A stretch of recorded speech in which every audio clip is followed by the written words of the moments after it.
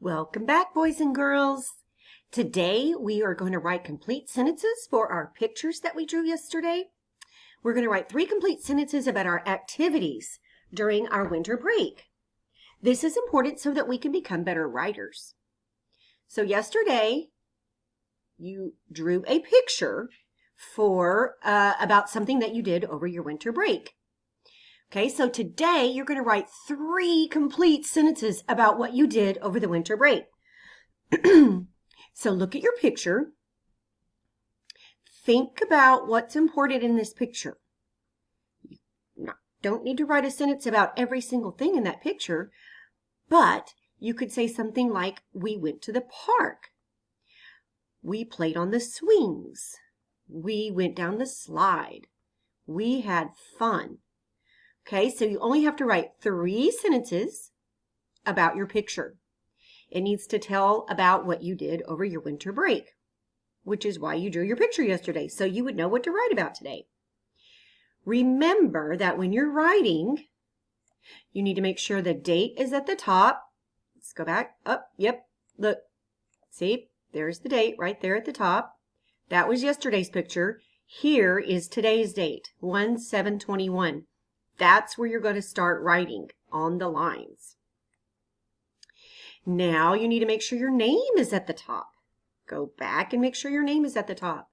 Then you're going to write on the lines. Your story goes on the lines. Your words go on the lines.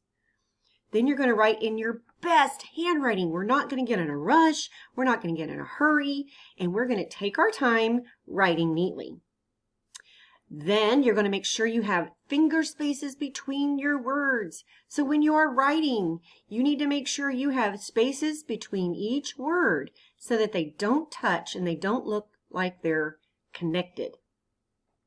Also, you need to make sure you have capitals where?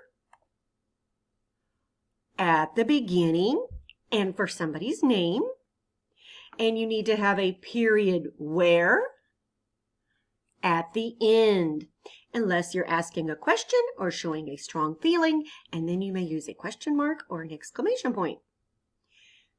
When you're writing your sentences, make sure you start with a what? Capital letter. When you have finished writing your complete sentence, we went to the park. What needs to go at the end of that sentence? A period. That's right. So now you're going to use your picture that you drew yesterday to write 3 sentences. How many sentences? 3. So how many capital letters should you have?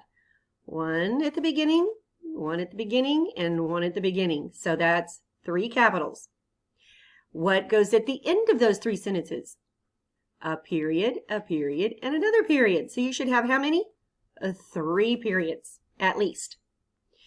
Then you need to make sure your name is at the top and the date. And then you're going to take a picture and turn it into your teacher. And I can't wait to read them. Happy writing. Bye, boys and girls.